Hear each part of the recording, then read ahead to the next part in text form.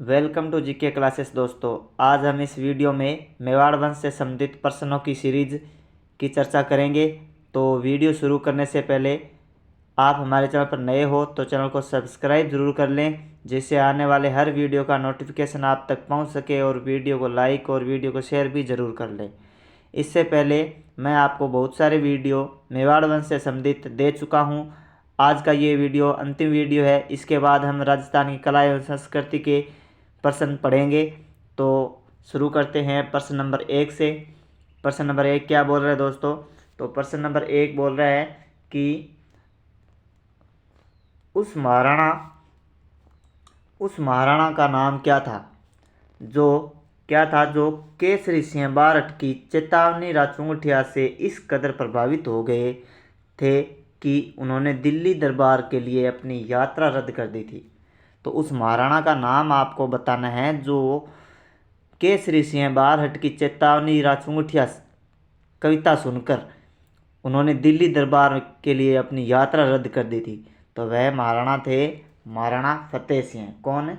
महाराणा फतेह सिंह। तो दोस्तों बात है 1903 की। तो दिल्ली में लॉर्ड कर्जन द्वारा एक बैठक बुलाई गई थी जिसमें भाग लेना था राणा फतेह सिंह को। तो 1903 की बात है दोस्तों। और यहाँ पे जो थे चारण थे कौन से? केसरी सिंह बारठ, जिसका आपने नाम सुना होगा, जिनके पुत्र का नाम प्रताप सिंह था और भाई का नाम था जोरावर सिंह। तो उन्होंने जो है महाराणा को दिल्ली दरबार में जाने से रोका था। किसके माध्यम से? तो चेतावनी राजचुंगटिया नामक 13 सोरठे लिखे थे, और इन सोरठों को पढ़कर जो महाराणा फतेह सिंह थे वह दिल्ली दरबार में जाने के लिए इन्होंने जो अपनी यात्रा थी रद्द कर दी थी। तो यही प्रश्न बनता है कि उस महाराणा का नाम क्या था जिसने केसरी सिंह बारठ की चेतावनी राजचुंगटिया से इस कदर प्रभावित हो गए थे कि उन्होंने दिल्ली दरबार में जाने के लिए अपनी यात्रा रद्द कर दी थी। तो ऑप्शन ए इसका सही हो जाएगा दोस्तों, महाराणा फतेह सिंह। अगला प्रश्न देखो। मेवाड़ के किस महाराणा के शासनकाल में मेवाड़ महाराणाओं के साथ सती होने की अंतिम घटना का विवरण मिलता है दोस्तों? तो अपने राजस्थान में प्राचीन काल में ये जो सती होने की प्रथा थी राजपूत समाज में, ये बहुत ही प्रबल थी। तो यहाँ पे मेवाड़ क्षेत्र में अंतिम घटना मानी जाती है। ये जो एक मेवाड़ के महाराणा थे कौन से? वह थे स्वरूप सिंह, जो 1857 की क्रांति के स्वरूप सिंह जो अपन पढ़ते हैं वही स्वरूप सिंह थे। तो इनके शासनकाल में इनके साथ सती होने की अंतिम घटना का विवरण मिलता है मेवाड़ में दोस्तों। ठीक है, तो देख लीजिएगा। एक बार मैं प्रश्न को और पढ़ देता हूँ कि मेवाड़ के किस महाराणा के शासनकाल में मेवाड़ महाराणाओं के साथ सती होने की अंतिम घटना का विवरण मिलता है? तो ये ऑप्शन डी इसका सही हो जाएगा, स्वरूप सिंह के समय। ठीक है, तो अगला प्रश्न देखो दोस्तों। महाराणा राज सिंह ने मारवाड़ के किस शासक को मुगलों के विरुद्ध आश्रय दिया था दोस्तों? तो महाराणा राज सिंह वही राज सिंह जिनके बारे में अपन पहले पढ़ चुके हैं। 1652 से लेकर 1680 तक जिनका शासनकाल रहता है, जो औरंगजेब के जजिया कर का विरोध करते हैं, चारुमती से विवाह करते हैं, तो वही राज सिंह हैं। तो राज सिंह ने मारवाड़ के किस शासक को मुगलों के विरुद्ध आश्रय दिया था? तो मारवाड़ का शासक था कौन सा? मारवाड़ का शासक था अजीत सिंह दोस्तों।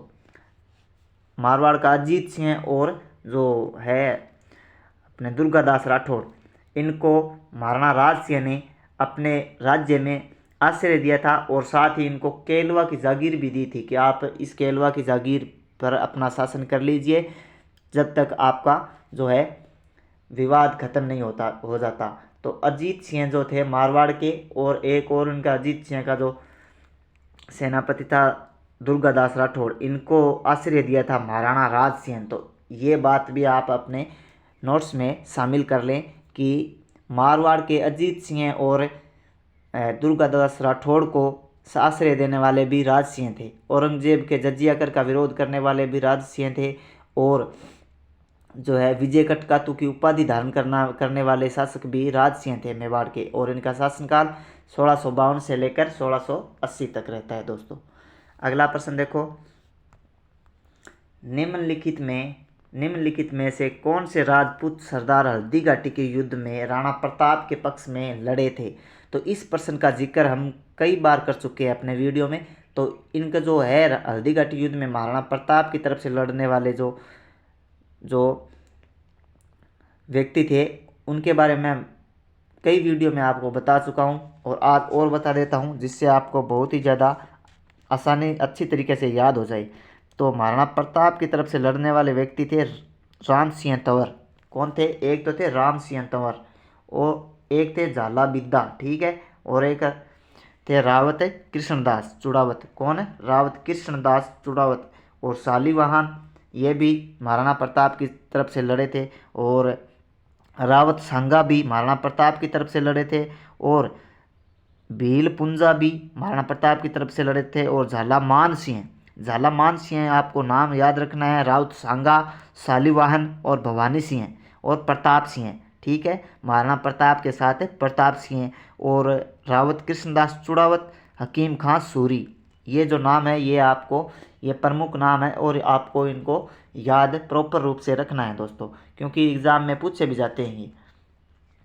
अगला प्रश्न देखो दोस्तों, किसे महाराणा प्रताप का पथ प्रदर्शक कहा जाता है। तो महाराणा प्रताप का पथ प्रदर्शक और भूला बिसरा, मारवाड़ का भूला बिसरा राजा, और महाराणा प्रताप का पथ प्रदर्शक और मारवाड़ का प्रताप रावचंद्र सेन को कहा जाता है। किसको? रावचंद्र सेन को कहा जाता है दोस्तों। बात करें रावचंद्र सेन की दोस्तों, तो रावचंद्र सेन का जो शासनकाल है दोस्तों वो 1562 से लेकर कब तक है? 1562 से लेकर 1581 तक इनका शासनकाल रहता है दोस्तों। कब तक है?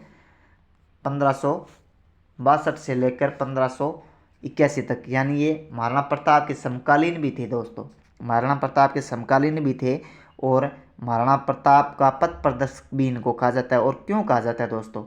तो ये रावचंद्र सेन जो थे ना, इन्होंने भी मुगल शासक अकबर की अधीनता अपने जीवन में स्वीकार नहीं की थी, और इन्होंने भी संघर्ष का रास्ता चुना था, क्योंकि अकबर इन रावचंद्र सेन को भी अपने अधीन करना चाहता था। और एक और बात है कि यहाँ पे रावचंद्र सेन के दो भाई थे, वह अकबर के पास चले गए थे, और रावचंद्र सेन को अकबर का सामना करना पड़ गया था, संघर्ष करना पड़ा था, इसीलिए रावचंद्र सेन को महाराणा प्रताप का पथ प्रदर्शक कहा जाता है। अगला प्रश्न देखो दोस्तों, निम्नलिखित में से कौन सा जोड़ा सही नहीं है। तो एक तरफ यहाँ पे वंश दिया गया है, और एक तरफ उनसे संबंधित रियासत दी गई है दोस्तों। तो गोहिल मेवाड़ में शासन करते थे, सही है। भाटी जैसलमेर में शासन करते थे, ठीक है। और परमार मारवाड़ में शासन नहीं करते थे दोस्तों। तो यहाँ पे मारवाड़ जो है, मारवाड़ में राठौड़ वंश का शासन था, यही है ना, मारवाड़ में राठौड़ वंश का शासन था। और चालुक्य जो वंश था ये गुजरात में शासन करता था। तो ऑप्शन सी इसका गलत हो जाएगा दोस्तों, ऑप्शन सी इसका गलत हो जाएगा, क्योंकि परमार मारवाड़ में नहीं थे, और मारवाड़ में था राठौड़ वंश, ठीक है। अगला प्रश्न देखो दोस्तों, मेवाड़ में आर्य समाज की स्थापना किसने की थी। तो मेवाड़ में आर्य समाज की स्थापना की थी दोस्तों विष्णुलाल पांड्या ने। किसने? विष्णुलाल पांड्या ने। ऑप्शन ए इसका सही हो जाएगा। विष्णुलाल पांड्या जो थे, इन्होंने मेवाड़ में आर्य समाज की स्थापना की थी दोस्तों। और बात करें अपन मेवाड़ में 1883 में परोपकारिणी सभा की स्थापना किसने की थी। तो मेवाड़ में 1883 में परोपकारिणी सभा की स्थापना जो है दयानंद सरस्वती ने की थी। स्वामी दयानंद सरस्वती ने 1883 में उदयपुर में परोपकारिणी सभा की स्थापना की थी, और विष्णुलाल पांड्या ने मेवाड़ में आर्य समाज की स्थापना की थी, ठीक है दोस्तों। तो इस प्रश्न के बारे में इतना आपको पता होना चाहिए। अगला प्रश्न देखो दोस्तों, इजलास खास की स्थापना कब हुई। तो बात करें इजलास खास की, तो इजलास खास की स्थापना हुई थी दोस्तों 1877 को। कब हुई थी? 18 मार्च 1877 को यहाँ पे इजलास खास की स्थापना होती है, ठीक है। महाराणा सज्जन सिंह ने कविराज श्यामलदास की सलाह पर 15 सदस्य की एक दीवानी फौजदारी अपील महकमों की काउंसिल बनाई थी, जिसको नाम दिया गया था इजलास खास। क्या नाम दिया था गया? इजलास खास नाम दिया गया था, महाराणा सज्जन सिंह द्वारा बनाई गई थी 18 मार्च 1877 को। बात करें दोस्तों अपने महेंद्र सभा की, तो 1880 में महेंद्र राज सभा की स्थापना की गई थी। 20 अगस्त 1880 को महेंद्र राज सभा की स्थापना की गई थी और 18 मार्च 1877 को इजलास खास की स्थापना महाराणा सज्जन सिंह द्वारा की गई थी। किसके द्वारा? महाराणा सज्जन सिंह के द्वारा इजलास खास की स्थापना की गई थी। अगला प्रश्न देखो दोस्तों, इजलास खास की स्थापना किसने की? यानी इजलास खास की स्थापना की थी, किसने की थी? तो महाराणा सज्जन सिंह ने 18 मार्च 1877 को इजलास खास की स्थापना की थी। किसकी सलाह पर? तो श्यामलदास की, कविराज श्यामलदास की जो सलाह पर महाराणा सज्जन सिंह 18 मार्च 1877 को इजलास खास की स्थापना करते हैं। ठीक है। अगला प्रश्न देखो दोस्तों, कवि चंद्र बरदाई ने राजपूत राजवंशों की सूची कितनी बताई है? यानी कवि चंद्र बरदाई ने कितने राजपूत राजवंशों की जो शाखाएं बताई है? तो 36 शाखाओं का इन्होंने वर्णन किया है। तो कवि चंद्र बरदाई ने राजपूत राजवंशों की 36 सूचियां दी है। तो इतना आपको ध्यान में रखना है और ये सभी जो प्रश्न है ये किसी न किसी पेपर में पूछे गए प्रश्न है दोस्तों। अगला प्रश्न देखो, चित्तौड़ की किस रानी ने बादशाह हुमायूं से मदद मांगी थी?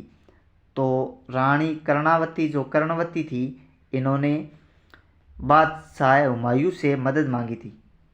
बादशाह हुमायूं से मदद मांगी थी। रानी कर्णावती राणा सांगा की पत्नी थी। किसकी? राणा सांगा की पत्नी थी और राणा विक्रमादित्य की माता थी। तो यहाँ पे होता क्या है दोस्तों, 1535 में गुजरात का बहादुर शाह जो आक्रमण करता है, तो रानी कर्णावती जो थी ये बादशाह हुमायूं से मदद मांगती है, लेकिन मदद नहीं मिलने के कारण यहाँ पे जौहर होता है। रानी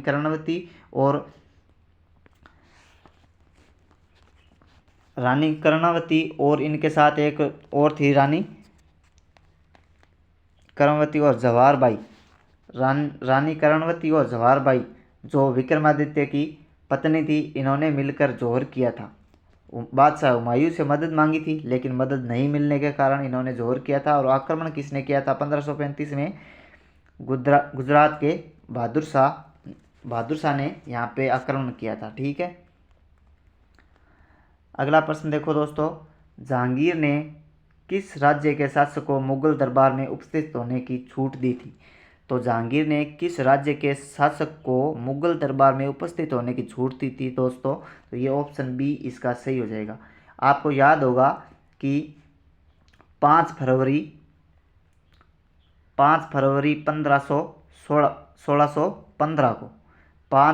1615 को एक संधि हुई थी, मेवाड़ मुगल संधि जिसको कहते हैं, और महाराणा प्रताप के पुत्र अमर सिंह और जहांगीर की ये मध्य संधि होती है दोस्तों। तो इस संधि में कुछ शर्तें रखी गई थी कि एक तो जो मेवाड़ का जो वंश है वह चित्तौड़ की मरम्मत कार्य नहीं करवा सकेगा, और साथ में जो है मुगल दरबार में महाराणा का जो बड़ा पुत्र है वह आकर दरबार में हाजिर होगा।